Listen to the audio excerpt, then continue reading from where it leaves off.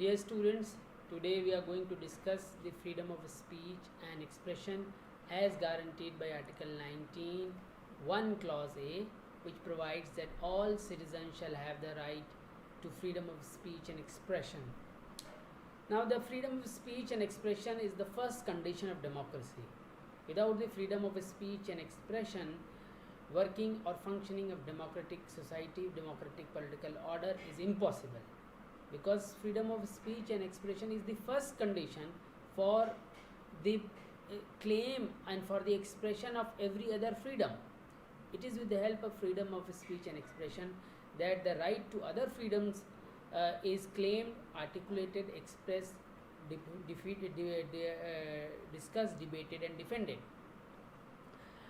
And if we think and we believe that democracy is a democratic order, is a society whereby people have the right to elect their governments, people have the right to make a choice as far as the government through which they want to be governed, then freedom of speech and expression becomes important for another reason also.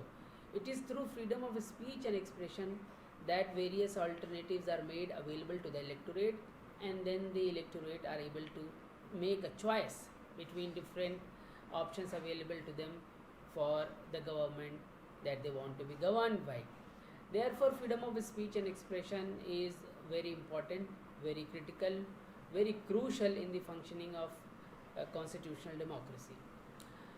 Now, the scheme of Article 19 is that first of all it has guaranteed the freedom under Clause 1, and then Clause 2 goes on to give us certain grounds on the basis of which the reasonable restrictions can be imposed on freedom of speech and expression.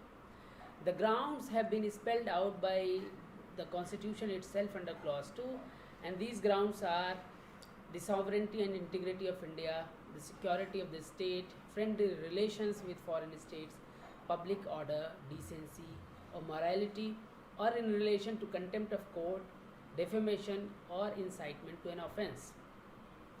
Now, the state is free to impose reasonable restrictions on freedom of speech and expression on these grounds, but the reasonableness of restriction is for the courts to decide.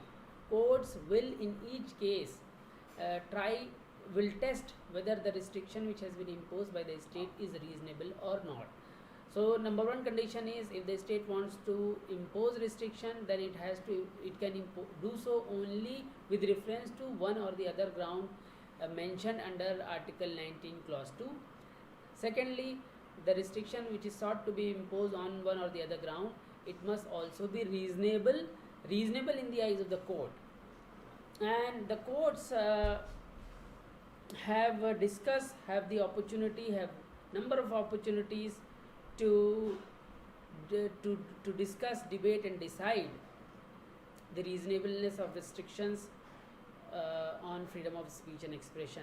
The state has not left any stone unturned to limit the scope of freedom of speech and expression, and therefore number of cases have gone to the Supreme Court involving magazines, newspapers, electronic TV channels, etc., and different kinds of rules and regulations or restrictions, direct and indirect, which have been sought to be imposed by the state. One of the first cases was Ramesh Thapar versus State of Madras. In Ramesh Thapar case, it was decided in 1950. Entry of distribution of a newspaper which was being published in the state of Bombay, its entry into the state of Madras was banned by way of notification by the state government. This was challenged. The notification which banned the entry of a newspaper published in Bombay into the state of Madras was challenged, and Supreme Court held that freedom of speech and expression includes the freedom of circulation. If freedom of circulation and publication is not included in freedom of speech and expression, then freedom of speech and expression is without any value, without any importance. Further, Supreme Court went on to point out in this case that the ban on entry of the newspaper from Bombay was on the ground of public order, that that newspaper is likely to disturb the public order of the state of Madras. And this ground, public order, back then was not part of clause 2. It was added. Therefore, after this judgment, by first amendment to the constitution, the ground public order was added in under clause 2. Then number of cases have come up over the period of time. Number of attempts were made by the state to restrict freedom of speech and expression directly or indirectly. Shakal Paper Limited versus Union of India, a case decided by the Supreme Court in 1962, is very important. In this case, the daily newspaper price and page control order 1960 was passed, which fixed the number of pages and minimum price. So the newspapers were required to increase the price without increasing the pages. So maximum number of pages was fixed and minimum number of price was fixed. As a result of which, it was very difficult for newspapers to remain viable, financially viable to run. So this order was challenged before the Supreme Court, and Supreme Court struck it down for being violative of Article 19(1) Clause A. That the ground and the Supreme Court, while striking it down, held that an increase in price without an increase in number of pages would reduce the volume of circulation, or any decrease in number of pages would reduce the space for news and views. So if the space for news and views is reduced, then also freedom of speech and expression is violated. In Bennett Coleman and Company versus Union of India, another case decided in 1972, Supreme Court held that the freedom of speech and expression is not only in the volume of circulation, but also in the volume of news and views. So it is in a way continuation of the ratio laid down in Shakal Paper Limited versus Union of India. In this case, the newsprint order was passed under the Essential Commodities Act of 1945, which imposed certain restriction on the press, like maximum number of pages, bar on starting newspapers or editions by common ownership, allowance of 20% page increase only to newspapers below 10 pages, bar on interchangeability within common ownership.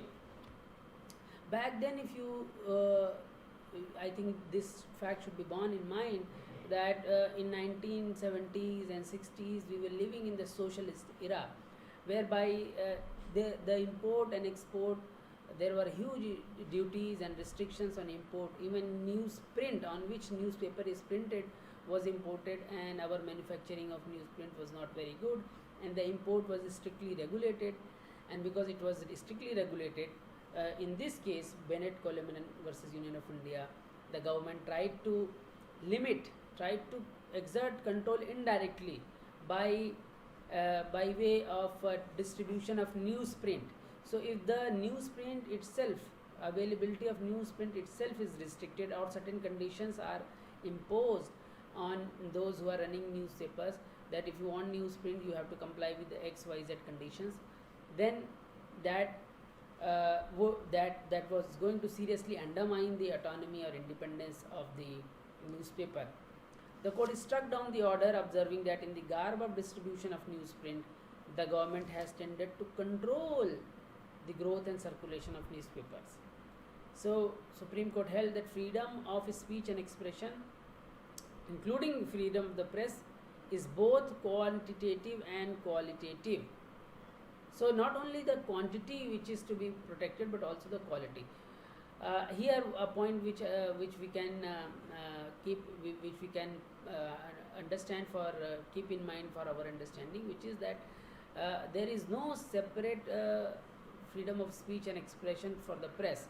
It is the freedom of speech and expression available to individual journalists, individual writers, individual owners of the newspapers, news channels, etc., which goes on to collectively form freedom of speech, freedom of the press.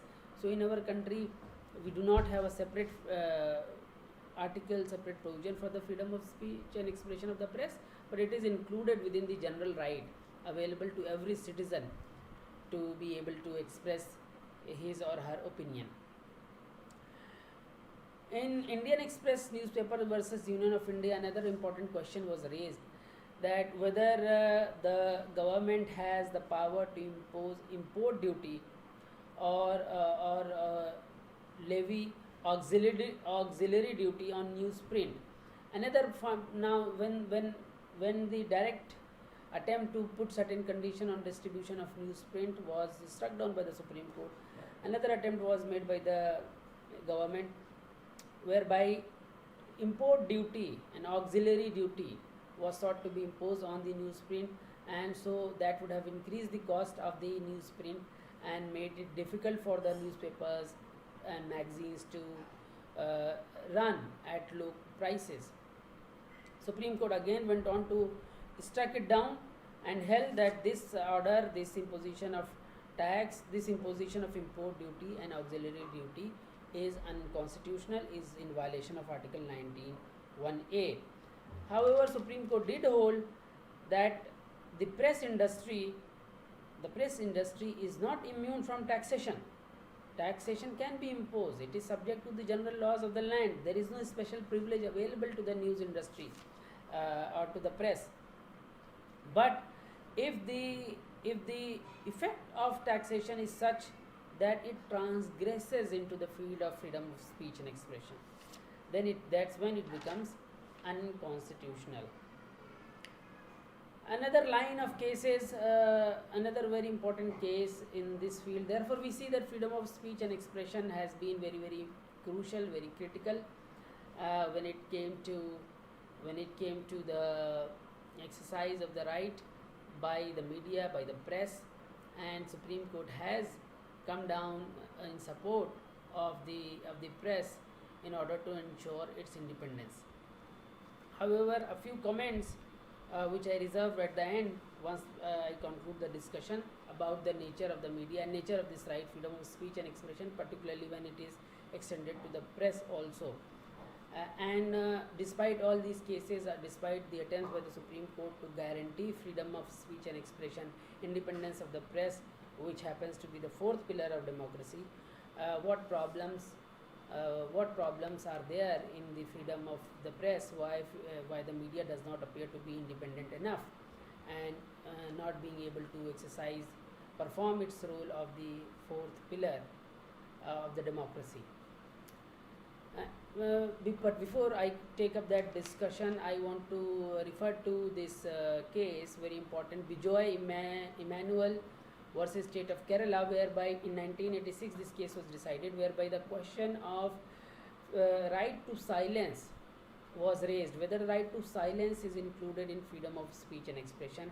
In this judgment, Supreme Court held that yes, right to silence is included in freedom of speech and expression, and in this case, two school children who belong to Jehovah's Witness sect, they refused to sing national anthem, although they stood respectfully and they remained silent while the national anthem was sung in the school morning prayers.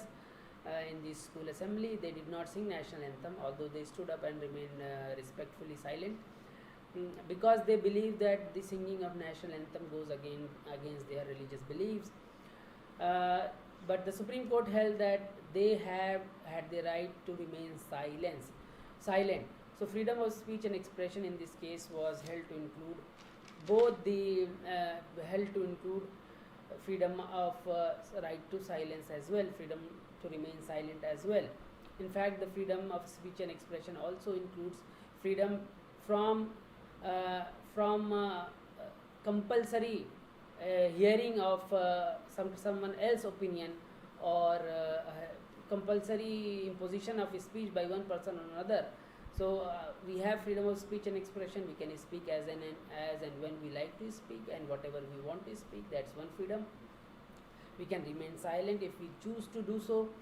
Then we have the freedom to hear the kind of news, views and opinions that we want to hear. Nobody can subject us, torture us by forcing us to listen to their views and opinions. So in that sense, freedom of speech and expression is more comprehensive. With respect to the tendency of the media these days, we have these stories where a bite is taken from anybody and mic is thrust into somebody's face and a question is asked and somebody gives his her opinion about something, and then subsequently it is selectively published, that parts of the speech, parts of the views expressed by the speaker, they are picked up and then they are maliciously and selectively telecasted. In Indira Jaising versus Union of India, this question was raised whether in the guise of editing an interview can be made one-sided. So the person who is giving an interview, he may have given the story from both the sides, but the editor, the publisher, he does not have the right to cut it in such a manner that only one side of the story comes out. So Supreme Court held that in the guise of editing, interview cannot be cut in such a manner that it appears one-sided. Another point which I want to take up here in freedom of speech and expression, and which has become very topical these days, that whenever a criticism of the government is made, and serious criticism and very rousing criticism of the government or the state is being made, we have the tendency whereby the government invokes section 124A of the Indian Penal Code against the speaker. Now, section 124A was a section which was invoked against freedom fighters by the British government very frequently. So when our freedom fighters criticized the government, the British government used to invoke section 124A and cover up its misdeeds and its inefficiency, maladministration by invoking section 124A.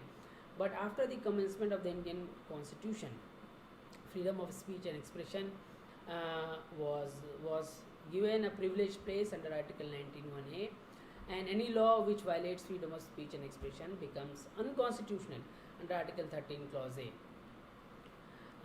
Clause 1. So the question was raised in Kedarnath Singh versus State of Bihar in 1962, that after the coming into being of the Indian Constitution, whether sedition as a crime under section 124A has now become unconstitutional because it is in violation of Article 19(1) Clause A. And it is very obvious that a section which was a draconian section, which was meant to scuttle the voices of freedom of speech and expression, voices of democracy, voices of equality, that section continued to exist despite the coming into being of the Indian Constitution. Ideally, it should have been repealed with the commencement of the Constitution and with the onset of independence, but it was retained on the statute book and it was frequently used, abused and misused against voices of dissent. So in Kedarnath Singh versus State of Bihar in 1962, Supreme Court had the opportunity to declare this provision as unconstitutional, but it did not do so. What instead it did was to read it down. It narrowed down the scope of section 124A and held that it is only when a speech against the government, against the state, goes on to has the tendency to invoke or to provoke immediate violence, that is when the section 124A can be applied or can be invoked. Otherwise, no serious comment, howsoever serious the criticism of the government or the state is, it will not amount to sedition under section 124A. And Supreme Court referred to the Federal Court judgment of Nirendra Dutt Majumdar versus King Emperor in 1942, whereby a similar approach was adopted by the Federal Court. So you see, even before independence of India, before the coming into the Constitution of India, Federal Court was sensitive to the cause that sedition, a law like sedition 124A, does not have a place in a democratic society. But unfortunately, Supreme Court fell short of performing its duty completely by declaring section 124A to be unconstitutional. It only narrowed it down, read it down.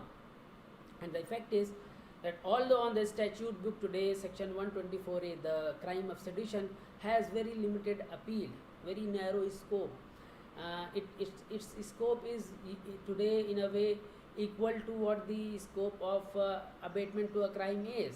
So if you abate somebody to commit a crime, there are separate sections under separate provisions under Indian Penal Code for the punishment.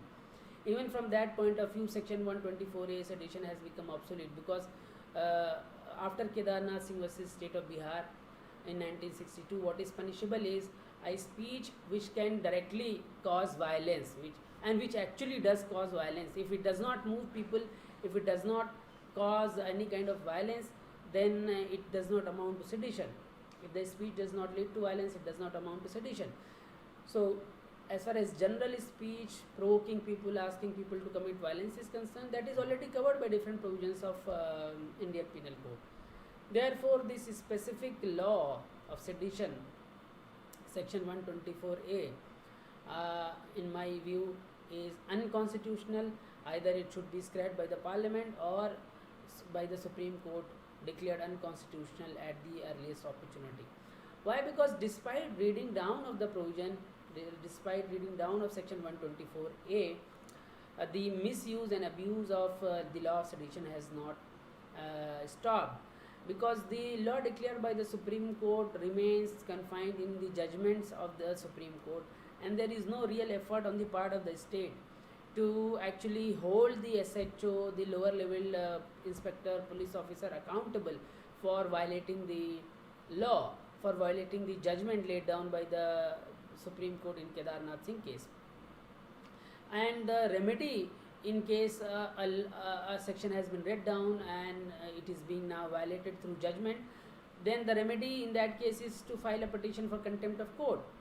Right, there is no other action which can be taken against a police officer who does not understand the law of sedition 124A of IPC as it stands now after the judgment of the Supreme Court. There is nothing which can be done against that police officer. So governments and police officers frequently misuse and abuse this provision, and I think therefore it should be declared unconstitutional in the spirit of freedom of speech and expression guaranteed under Article 19(1)(a) of the Constitution.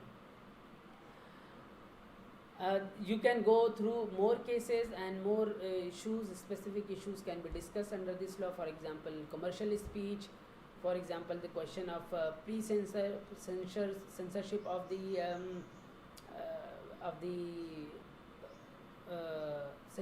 the films which are being screened or television series which are being produced and telecasted.